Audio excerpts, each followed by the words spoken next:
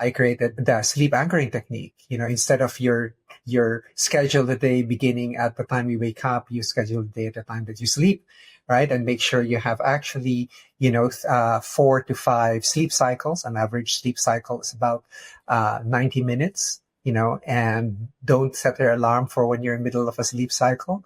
And then the activity number 2 is what you do when you wake up, right? And that activity number 2 is basically, for the first thing you do is to hydrate, right?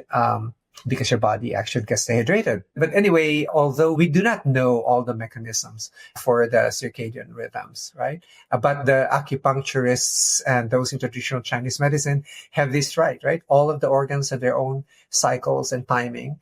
It's only now that we're elucidating that certain drugs have to be taken at a particular time of day to be effective.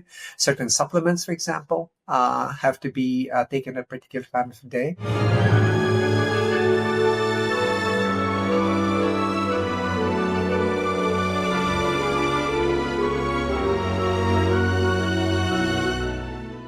Okay. We got the group here, and now we're going to have to corral everybody. Today we are, Jodi picked the topic for today, and she happened to do it on a day when I didn't sleep. You have to introduce the podcast first, though. Yeah, hold on. Welcome to the Smarter Not Harder podcast. And today's show on the Smarter Not Harder podcast is brought to you by the Biont Hacker t-shirt. Yes. Which, if you're watching this on YouTube, that is not... Mine's over there. Yeah. Alan was a little too slow to get the hint that he should have grabbed his, but it's okay. We love him nevertheless. And Jodi's is still in transition from it's swimming across the Pacific Ocean, Jodi. So it'll be there. It takes time. It's message in a bottle time. Yeah. I need to swim and come and get it. Well, you don't have to wait till October. We'll get you there beforehand. That's okay. Yeah. We'll get it to you there in September. Don't worry. I'm joking. Message in a bottle. Come on, Sting reference. All right. So welcome back, everybody, to the Smarter Not Harder Friends Gathering, aka the podcast. And today, Jodi, what are we talking about today? We're going to talk about the thing that I royally screwed up last night, which are circadian rhythms. Rhythms. Yep.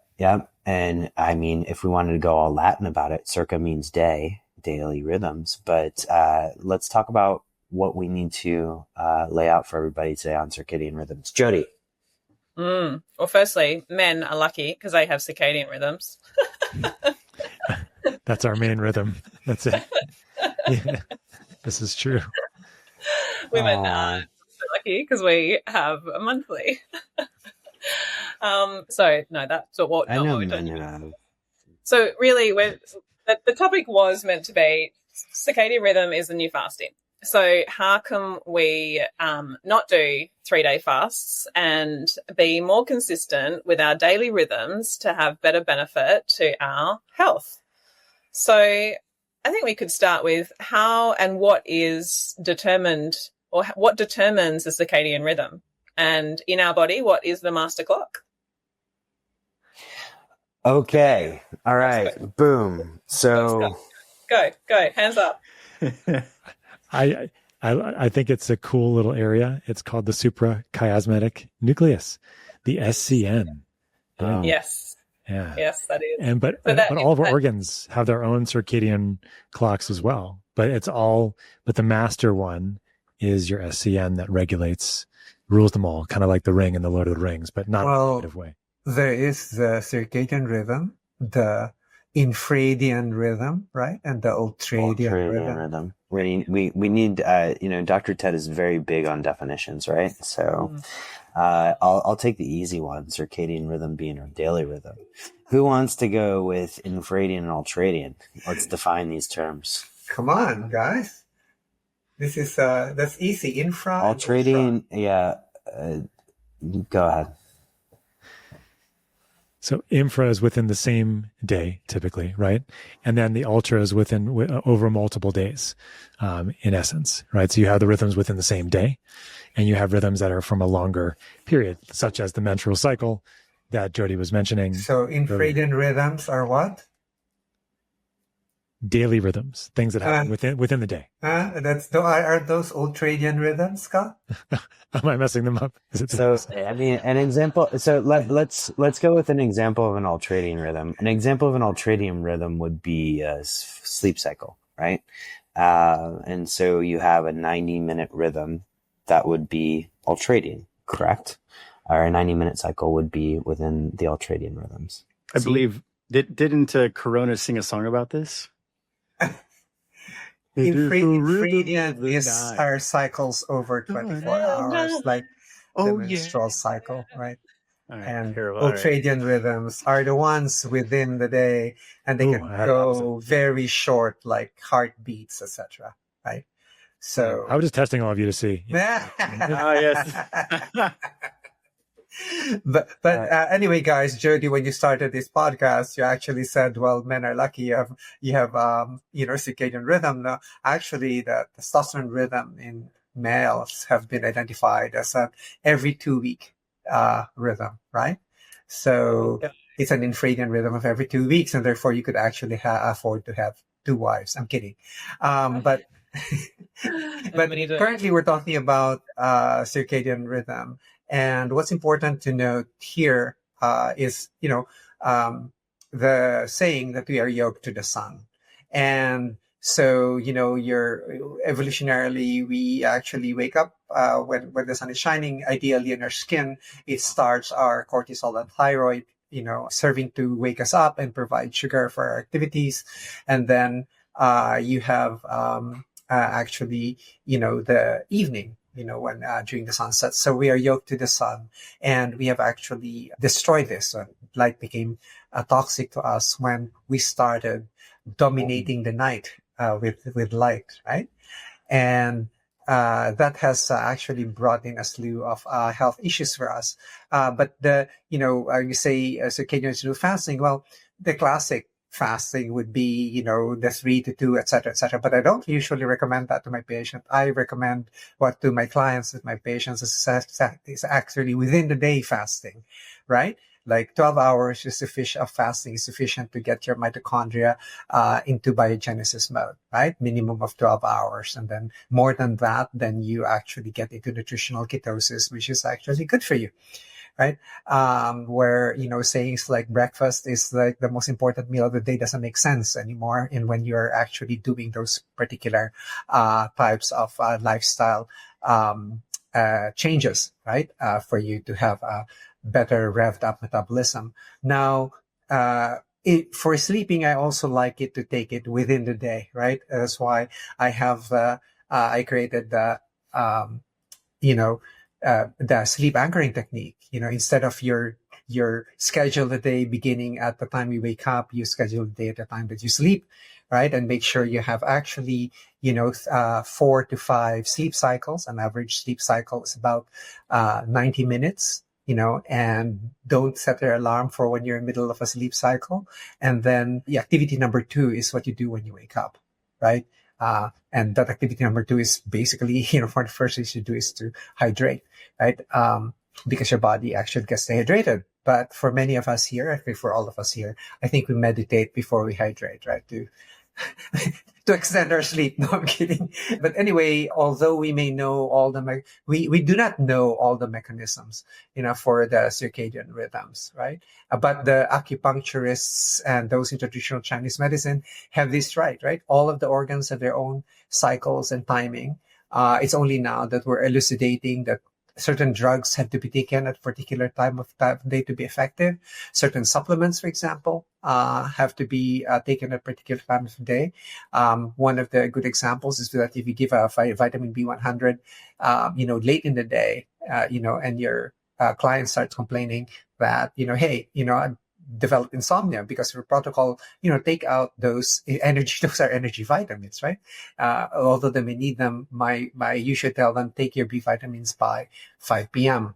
Otherwise you might remain awake through the night. So there are a lot of these practical things that we do.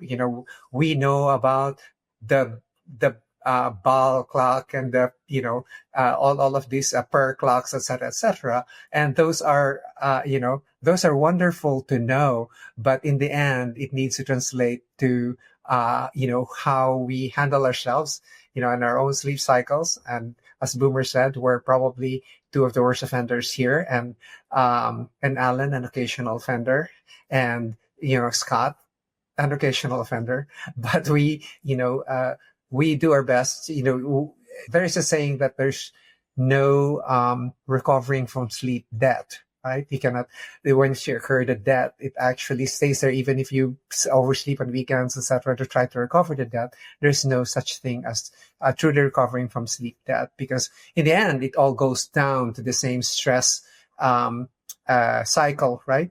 You will incur, molecular inflammation, which is then the beginning of many of your chronic maladies as you get older. So, especially when you're sleep deprived, et cetera, you really have to monitor, your nutrient metabolites, your inflammation metabolites, and so on, to take a look at what's going on in there. Because, sleep deprivation will also raise your stress, right? Those who are deprived of sleep also eat a lot more because they think they need a lot more energy to stay up, but actually it's just you compensating for the fact that you lack sleep. So there, and if you measure the cytokine levels of the sleep deprived, you see, of course, that the inflammatory cytokines are actually way raised up. So, in the circadian rhythm, that's what I focus on in a practical matter, right? We can dig into rabbit holes about the genetics and everything else, but in the end, we are yoked to light, and we need to respect that. All right, I'm going to hijack the conversation here in the spirit of home hope and, at health optimization medicine and practice, the whole philosophy of how Dr. Ted teaches, how all of you guys teach, is what do you do when a patient's in front of you? And there's that element of detect and correct, as the cool kids say, right? And let's talk first a little bit about detection. So aside from the obvious, which is, when somebody has eye bags under their eyes and looks like a raccoon, there might be somewhat of a circadian dysregulation issue. But what are some of your favorite tools, tricks, tips in terms of diagnosing this? Yes, some of the worst offenders can claim that they don't need to sleep 4 hours or more than 4 hours a night. But what do you guys like to do when it comes with your clients? Well, what I've been using recently is creatine in the morning for people who are refusing to get to sleep on time, who are having to have a bit of sleep debt. So I've actually been using that with some success with clients recently, so getting into specifics. But really, I just pull my whip out and chain and give them a big knocking around the head and tell them that they just need to sleep. And why you're so hungry and why you're eating sugar all day is because you need to get your sleep. So I have a light prescription that I give my clients. I get them out in the morning and in the sunshine and getting that suprachiasmatic nucleus started and clocking all the things, and then getting 3 minutes, getting hydration. And so then they're aware from like Dr. Ted talks about all the time, is this sleep anchoring. So you really need to start that first part of the day, and that's your sleep. That's the first part of your sleep. So, but diagnosing this, you can see it. They're craving, they're low in energy, they have raccoons climbing under their eyes. But it's quite obvious to see in most cases. So just going on that, I know Dr. Ted mentioned cytokines as potential panels, and you guys all see panels from clients of various forms.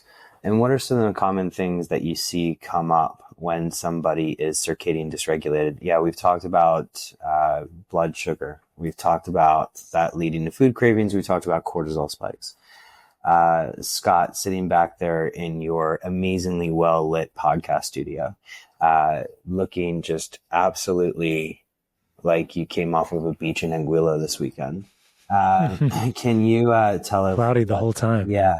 I don't I think he's just trying to make us feel better about him. I did take walks on the beach every morning. Yeah. Very, very romantic. Yeah. Very romantic. Yeah. Walks on the beach. I like romantic walks on the beach by myself. So let's pass it over to you. Some of the things that come up in lab results when you're talking about maybe the metabolomics panel. Yeah. What do you think? One of the first things I want to mention here is that a decent amount of my patients will say that they're sleeping well. They're sleeping fine. Like there's no problems with my sleep. And it's difficult to dig into that sometimes because people say that they go to bed at 10 o'clock and, at 10 o'clock at night, they wake up at, let's say 6 or something like that. They're getting their 8 hours in bed, but they still don't feel good. Like they have brain fog, they have cravings, everything that we're describing here. So one of the things that I like to remind people that is just because you're getting 8 hours in bed doesn't mean you're actually getting 8 hours of good sleep as well. And your sleep architecture is really, really important. And that's when I talk about using things like an Oura Ring or other kinds of trackers to give people a sense of how they're actually doing. And that can be really helpful because I find that my female clients are a lot more intuitive with this, but my male clients are not. And that's just the nature of the genders in general. Not, of course, everybody, but men tend to be less aware of various aspects of how they feel or what's going on. And so as a result of that, I like to use these kinds of things to help people understand, are you really getting those 8 hours? Are they really that good overall? Right. And so, but on the other end of it is, what are you testing? You can test things like inflammatory markers, for example. You can test things like a CRP or a SED rate.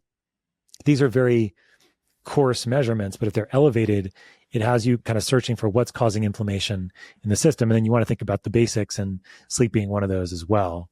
And so in addition to that, you can also look at various neurotransmitter tests. If you look at these on an organic acid panel, you can do it, but you have to be careful about actually interpreting it specifically with just one thing in mind. But it can be helpful for you, right? If you see that their serotonin markers are really elevated, or that their catecholamine levels are off the charts, or that their ratios, chiurenin and quinolynic acid, etc., these are also messed up. Like these are indications that you have brain inflammation, for example, or something going on.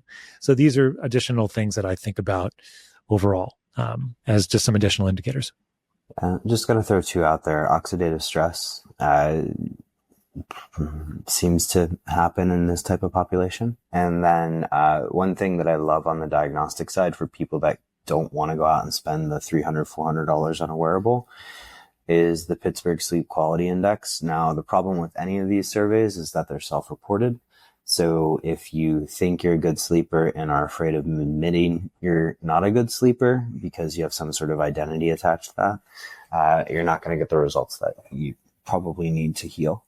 But I think correction's kind of fun here. And we talk about rhythms. And one thing that we also talked about light in the morning, and Jodi has all of her clients out in the morning looking at the sun because they're in Perth, Australia, and weather's beautiful, right?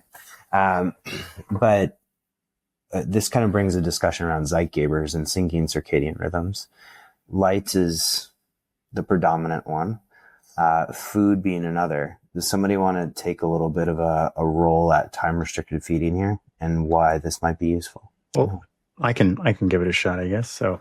Cool. And talk about it from, I'd love to hear from your perspective as a clinician in the hospital, Alan. Yeah, well, there's a couple, I'll share the first person perspective as a physician working night shifts. And this topic is near and dear to any of us that work that work night shifts, any of our hearts, because we definitely feel the effect of circadian rhythm dysfunction in ways that will trail the shift by many days. And some of these are obvious and some of these are less obvious. I think the thing we most notice when you are crossing that 2 to 4 a.m. threshold is your temperature dysregulation. Something's off because you feel freezing, and the temperature in the ED or the hospital is the same, and you're just bundling up like crazy. And sometimes you even get the shivers. And so you're kind of wondering what's happening to my body. We haven't really made the connection that light is this metabolic signaler, and we're exposed to these blue lights. And what is this actually telling our brains and our bodies? And then oddly enough, as you move forward, and past these certain like windows, your cravings for just terrible foods, high, usually high sugar, super processed, just the worst just goes up. So whatever discipline you think you have, or going into the shift, if you're not prepared with like the right type of snacks to get ahead of it, your threshold for making good decisions sort of just goes out the window. And we've all experienced this. And so what's interesting is, so from a provider standpoint, I see it. And then as the more extreme example, when you see patients that are, in the ICU or are admitted for several days and they're exposed to continuous noise, an unfamiliar environment, stimulation, artificial lights, beepings from different monitors, there's a condition called ICU delirium, or what's the other term, Scott, that we see? ICU psychosis. Psychosis, yeah.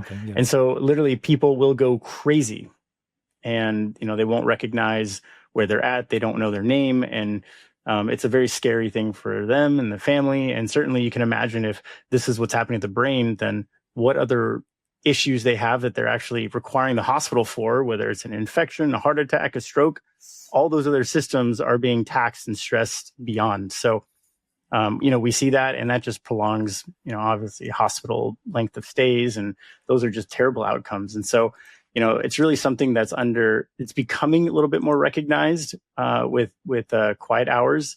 And then something from a personal standpoint, as I noticed that my eating habits, the days following night shift were really bad. Even when I would try to actually eat normal. So you didn't go to Erewhon the next day? I wouldn't go to Erewhon. No rate or smoothie for you. Well, one of the things I would do is I actually got one of to Jodi's, Jodi's trying creatine, just in terms of a tool to assess whether circadian rhythm dysfunction might be affecting your overall insulin resistance and your your overall glucose tolerance. I'll have a continuous glucose monitor and see what's actually happening, and and I'll see what my normal fasting and typical responses to a meal, a normal low carbohydrate or even a moderate carbohydrate meal, high protein, and what that effect looks like. And what I'll see is that the typical curve of you eat something, right? You see your sugar go up, then your insulin sort of catches up, and then the sugar goes, your glucose level goes back down and everything levels.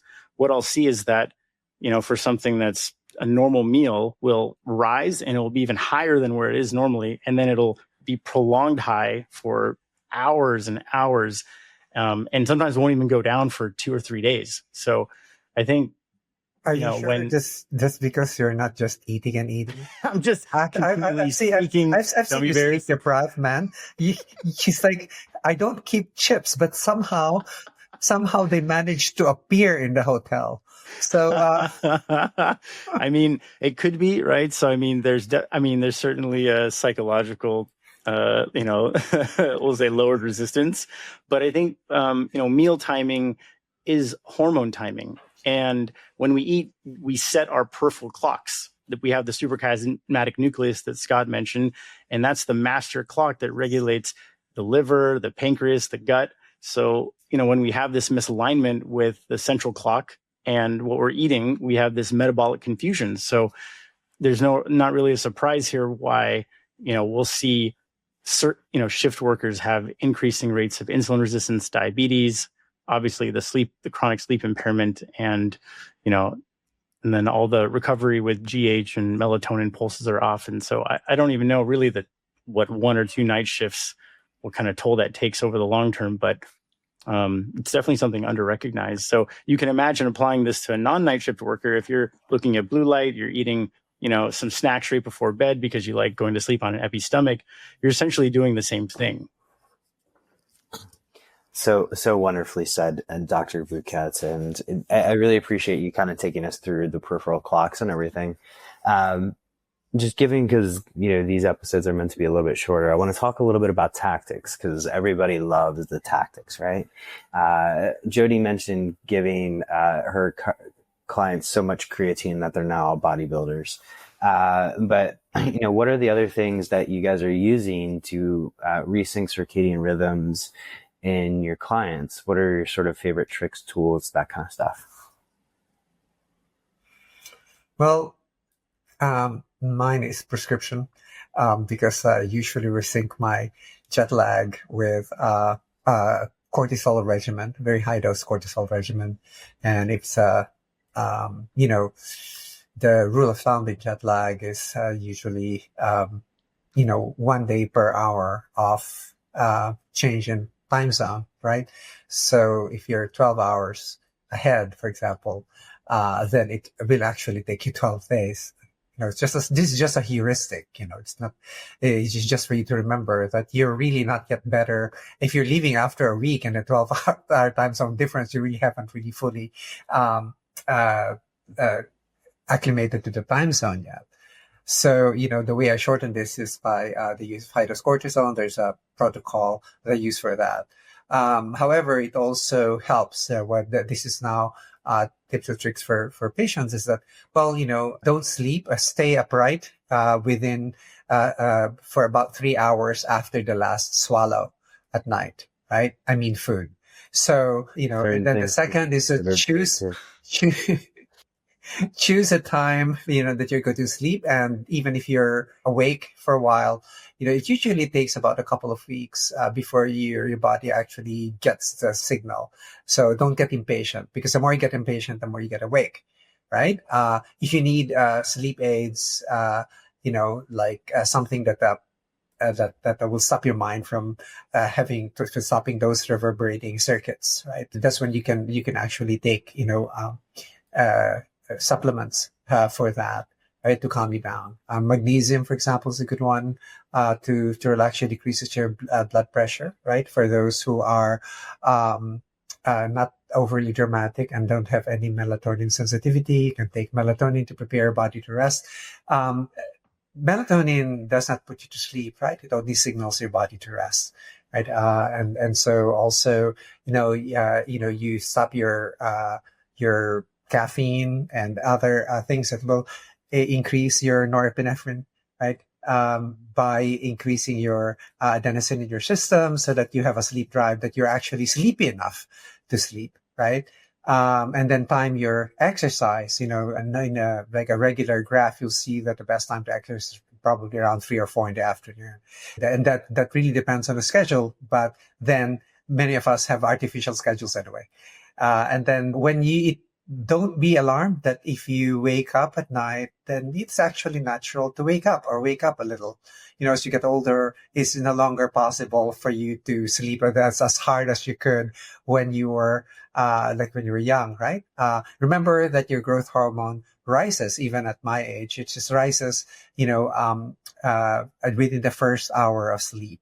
And that's why, if you're under, bioidentical, hormone balancing, they usually give some growth hormone or some peptides to raise your growth hormone. It's just to ride on the natural pop of the growth hormone when you're sleeping, and growth hormone does wonders for you.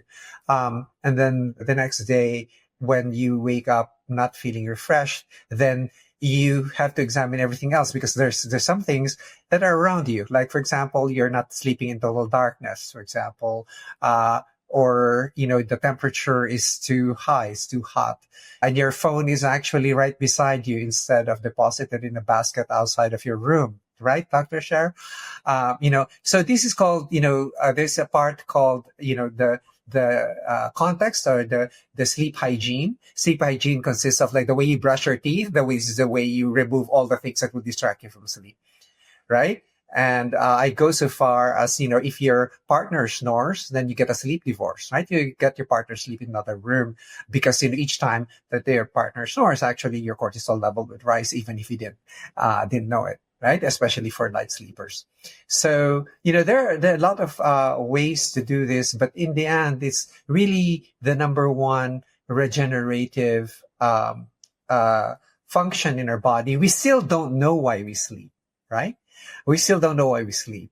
But it does all of these wonderful things. It clears out the lymphatic system in the brain, for example. That the more sleep deprived you are, the less cognitively alert you are the next day, or sharp you are the next day. So, essentially, if you consider like a Borg, like a cyborg, and you have to recharge yourself, it's that part when you rejoin the collective. That's a pretty good thing, right? It's when your body actually powers down and actually regenerates itself, so you could go and function again the next day, right? And so you don't scream out at the world. So the key here is to control the world around you when they sleep, and actually you also control yourself and what you do. You don't eat chips at like 5 minutes before going to bed. All right. So just in closing, because I know we have to wrap up quickly here, because Dr. Ted covered like end to end sleep, everything. But favorite sleep, I guess, additive or hack, as the cool kids would say. Each one of us kind of go rapid fire. Dr. Ted's already given a laundry list or the Bible of sleep, but who wants to go first? Okay, fine. I'll go first. Thank you for volunteering me. So my favorite thing is my mattress, which allows me to sleep at a cool temperature, because I run very, very hot most of the time, and my wife runs very, very cold all the time. And so we have like a dual temperature mattress. All right. Over to somebody else. I'll go. So other than everything that was mentioned, I'm just sort of reaching here, but those of us that maybe don't follow Ted's exact, 3 hours before bedtime hygiene, which I really try to do, but sometimes it's really tough.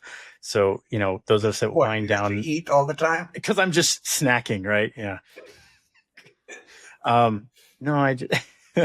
Alan hasn't told you yet, but he has the McDonald's gold card. Yeah. He gets the McDonald's anywhere. Munching on Big Macs and fries.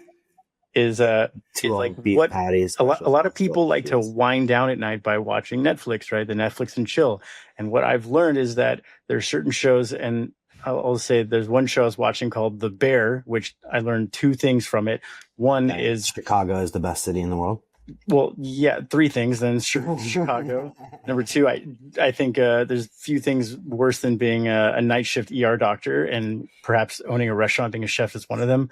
And that show or anything that is suspenseful will like destroy any hope of you getting to sleep. So anything, it doesn't have to be scary. It can just be like exciting. So season 4 comes out in June, which means Alan, yeah. We're going to do another one of these episodes and you're going to look like a raccoon, right? There you go. Yeah, perfect. So just be bored, whatever you can do. Yeah. Bore yourself as you get. I never finished Breaking Bad because I was trying to watch it before bed. And that was the worst series to watch before bed, because there's always a cliffhanger, always something gnarly at the end. And I was just like, I got to watch the next one. And anything horror as well. Oh, yeah. Can't do it. Jodi, you want to go next? Oh, all right. I think yes, and yes to everything everyone said. And I think that's a big part. Lighting for me, I like reading a book with red light before bed. So it's just giving myself ample enough time and clients ample enough time to wind down. Food's a big one. Anything that's not water, a couple of hours before, my heart rate's up, and I monitor all of that on the Aura. So it's really interesting to see how all of that impacts it. Mm-hmm. But one interesting thing I noticed last night, and I made a comment to my husband this morning, and I was looking at my Aura ring this morning, and I was like, oh, why is my HRV really high right before bed? And no, not what you think it is. But we were having a nice hug. And I was like, because we don't actually normally hug. This is the oxytocin sales pitch, right? Yeah. So, it's like, give me a hug. I'm going to get some oxytocin and some HRV. My heart rate's down. My HRV's up. And so connection and hugging, I'll add to that list. That's beautiful. So Jodi, what's the name of your teddy bear? It's a live teddy bear called Matt. Okay. Very nice. Very nice. Awesome. All right. The hostess with Joey. The hostess. Yeah. No, yeah. I'll just add a quick one. And Ted was already alluding to this earlier, is just having like the same sleep routine every single night. And I think you guys have seen me do this over the years in hotel rooms, but just something very short, just a little stretching. That's all. And whatever it is, for me, it's some stretching. And I got into this routine when I was having some back issues a number of years ago. And it signals to the rest of this avatar meat suit that it's time to go to bed. And so it can be long, it can be 15 minutes sometimes, but oftentimes it just needs to be 2-3 minutes of stretching, and then my body knows it's Pavlovian. The response is to go to bed. So, could you demonstrate these stretches, Scott? Yeah, I think our listeners would really appreciate it. Because Boomer's really got some of them here. He's good. Well, one of the things that I'd like to share really is to use the time between the time that you're awake and the time that you're actually falling asleep.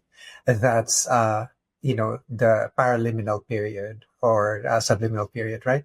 That's when you're still awake enough, to basically say something to your mind, and you're already falling asleep to not care what it will answer back, right? So that it's one of my best ways to do problem solving, right? I just put it out there. As I'm drifting off to sleep, I need a solution to the following issue without any expectation of a response. And then just, it's just like leaving deep research on and do its own thing. And then when you wake up in the morning, you'll find the report, and over time, your mind gets disciplined that you're going to be using it in that way. And therefore it becomes a lot more responsive, right, to the thing that you're solving. And like anything else, it needs context, right? So, in terms of what you're trying to say, you say, well, I really need a solution to my really horrible sleep hygiene, right? So it will, then you will dream of like, a good mattress that's good for sleeping. I have a cooling system, right? I have a cooling mattress, and then you could put in like a magnetic pulsar, like an elf pulse or something like that.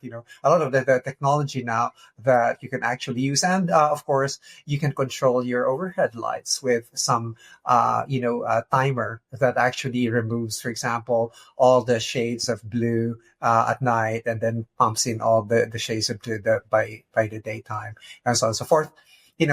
You can, or maybe next day you just be attracted to a catalog that has those. So I don't know what's going on there, but it's, it's one of the things that you may try, to see whether or not, it's time to divorce your partner or not. I'm kidding. So anyway. Sleep divorce. Yeah, we forgot to give the shout out to the resident influencer here for having his blue light blockers on. You're very on point tonight. So thank you. Just trying to be aligned with our podcast of the evening. I appreciate that. What about the full? What about like when the moon is full? What do you think about that? It seems like I go resident Teen Wolf in Michael J. Fox style in 1985. So such a great movie. You know what happens is I actually negate my circadian rhythms altogether and actually go car surfing. So I hop on the back of or top of a car and drive as fast as possible. So. Love it. All right, Boone, want to take us away? Right. Yeah, I think we have to take it home to Margaritaville, guys. So thank you guys for attending. Once again, to close this out full circle, this podcast is brought to you by the Bion Hacker shirt. We aren't actually selling these yet, but as Lynn Margolis said in the early 90s, we are all just holobionts. And one of the perspective shifts that we like to do here at Home Hope is to shift you from organology to holobiontology. And so with that, we'll wrap things up for the day. Thank you all for living smarter, not harder. Bye-bye. Bye. Bye. I'm going to go have a nightcap now.